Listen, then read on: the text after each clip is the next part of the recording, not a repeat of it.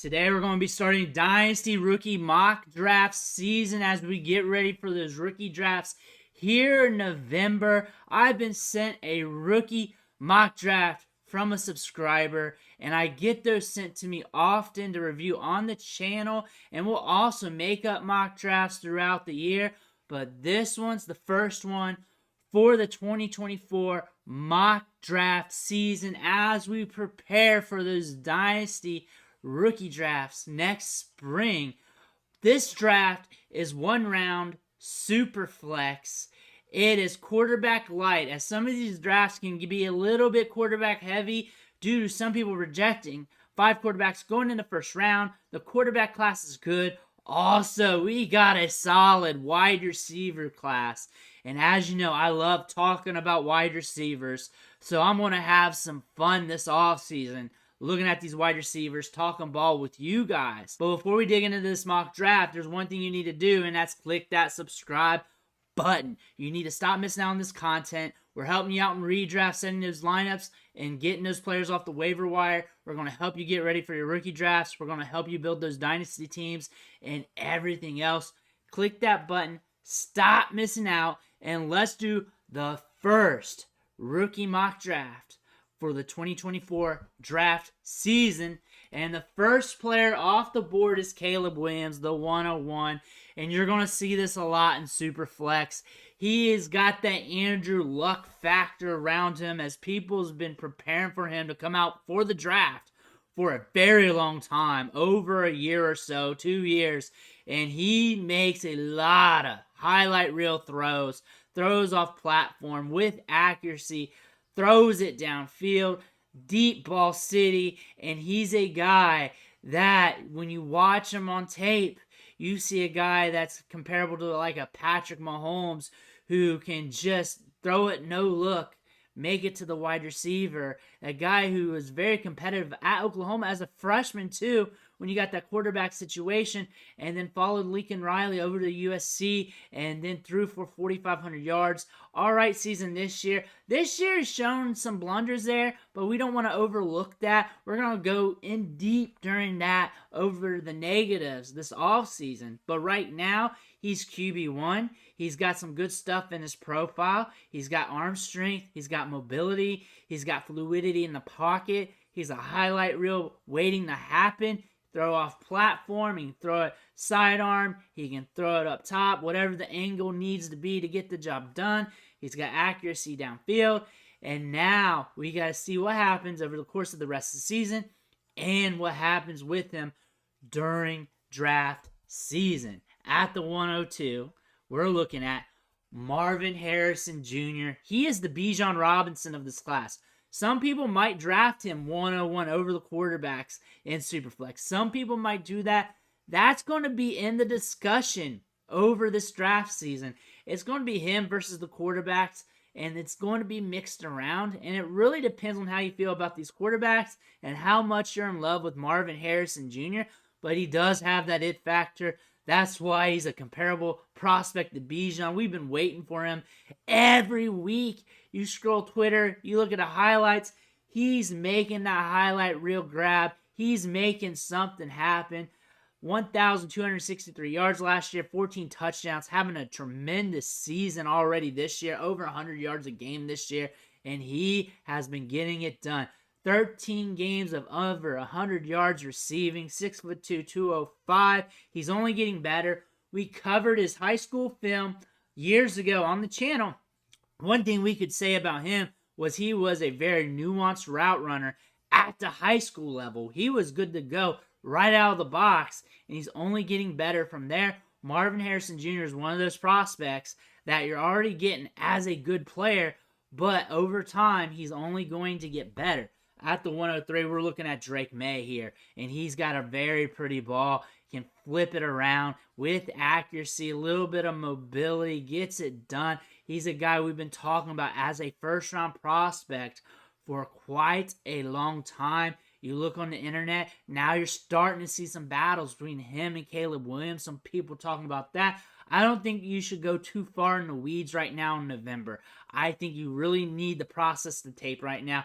Look at everything at a whole. Williams is that guy right now. Let him be that for right now. And once we get into draft season, if you really want to go hard in the paint and the tape, go ahead. But let's let the games play out. May had a slower start to the season, but he's starting to kick it up. His touchdown to interception ratio is getting better. Things are looking good. Things looked really good last year. Made some incredible passes last year, starting off his career as the starter there, and things are looking good. He is a lock to being a first-round pick. He is locked to being a top 3 pick in Superflex. He could be the 102 in some drafts. Could be the 101 if someone's a really big Caleb Williams hater. But Drake May has that arm on him. Now we're looking at Brock Bowers. Another generational-esque talent at his position. Has been productive since a freshman. Early breakout age. You see him pull away in the open field. He makes those splash plays, has those moments, and he's more like a bigger wide receiver. But at the tight end spot, if he gets the ball in space, he's as good as gone. 10 100-yard games on his career. 3.03 yards per route ran, 9.8 yards after the catch per reception, and there are years where it's better than that. Those are this year's stats. He's productive. He has the size to adjust athleticism and be a nightmare, especially out of the tight end spot. He can be that big slot who can also pull away in the open field. Whoever drafts this guy is looking at a tight end that could be a weapon that could change the dynamic of their offense. Brock Bowers is a very fun tight end prospect. Odunze, one of my favorite wide receivers in this class. I love this wide receiver class, and they really jumped him up the board. I love Odunze. I love watching this guy work. Good size, adjust athleticism, can make plays happen downfield, sticky hands, and I think he's a little bit underrated for what he is. I really do. I don't hear enough chatter about him. I think he's really going to improve his draft stock, his portfolio over the rest of the season. He's having a very good year. Over 100 yards a game this season. Last year, 1,100 yards, 7 touchdowns. He's got 7 touchdowns already. He could really just phone it in for the rest of the year. Just quiet quit, and he's still a top-tier wide receiver. Look for him to get drafted in the first round. We got good size on this guy as well. Can make plays happen downfield. 11 100-yard games on his career. He's a highlight waiting to happen. I like Odunze. Now we're looking at Malik Neighbors at the 106. So they spent some good draft capital on him. One of my favorite wide receivers as well because he's solid. Made some highlights during his freshman season, but really poured it on last year in 2022 with over 1,000-yard receiving, 72 balls caught, and is having an impressive year this year as well. He has ball skills, creates separation, fun wide receiver to watch, and this is a very good wide receiver class. Depending on who you talk to, some people have him as like the wide receiver 2 in this class. Some people have him as like the wide receiver 4. But in any draft class, he's one of the top guys, one of the top guys in this year's class. Very efficient, a very good wide receiver prospect to have on your Dynasty team. He's going to be a first-rounder in Dynasty rookie drafts for sure. I just do not see how his stock's going to fall without a major injury. Now we're looking at Braelon Allen. Big, physical running back. He's only 19 years old, and he has a very impressive resume. He's going to finish his collegiate career with 3 back-to-back 1,000-plus yard seasons and double-digit touchdowns. An underrated running back as he's at Wisconsin. They're not getting much love this year in the national media coverage, but he's breaking tackles. He's got 44 in the season, 4.03 yards after contact per attempt. He has 17 100-yard games on his career. He was nasty as a freshman.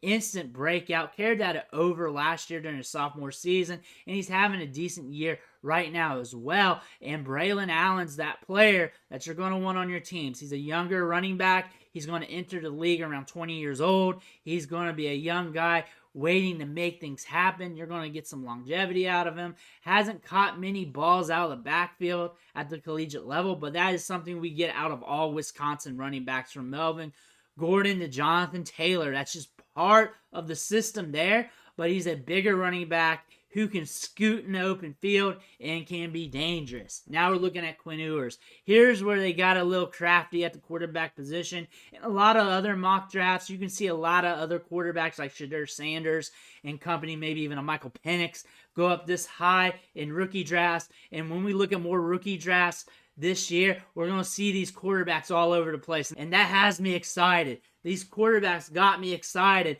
because we're going to have some chaos at the quarterback position until draft day. And I want to watch the arguments and I want to analyze these quarterbacks. Quin Ewers has the natural ability. He has the arm talent. He can fit in windows. He doesn't have the strongest arm. He's not consistent play to play. But look at that Alabama game where he really stepped up against top-tier competition. He does have the upside to get it done.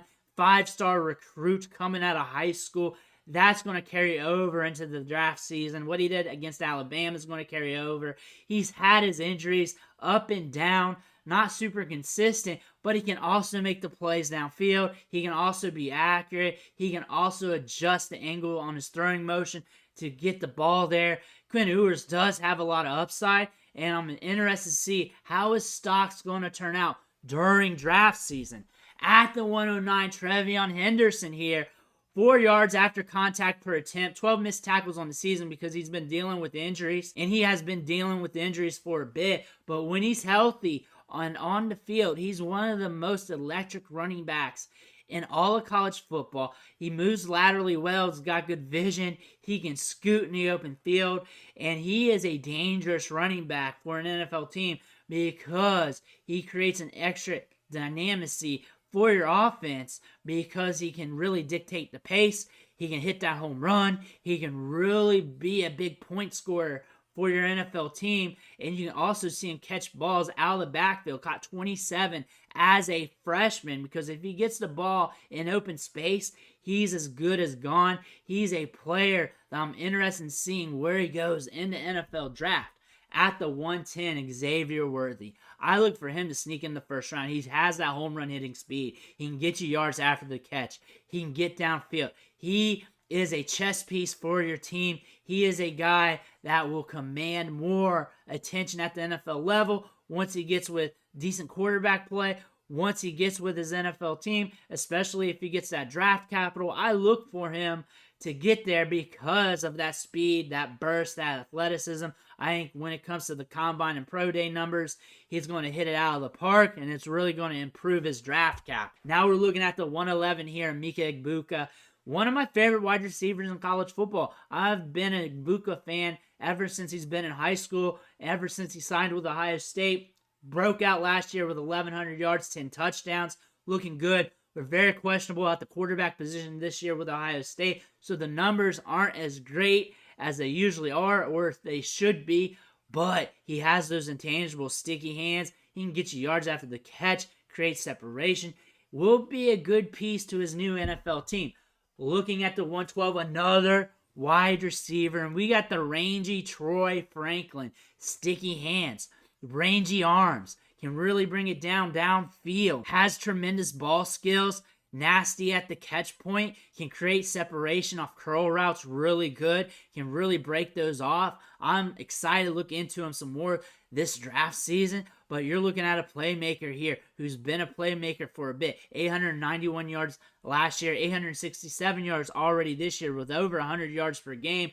Troy Franklin's getting it done. His draft stock is improving, and I like him in the latter part of the first round. We got to see where the draft capital is going to be. There are some other wide receivers missing here, like Keon Coleman and company, and there's a lot of other players missing. There's a lot of quarterbacks in this draft missing. But the thing about these mock drafts, this early in the game, we're going to have more of them. And send me your mock drafts, email them, tweet them to me, whatever. I'll cover them. I'll have more mock drafts for you on the channel here.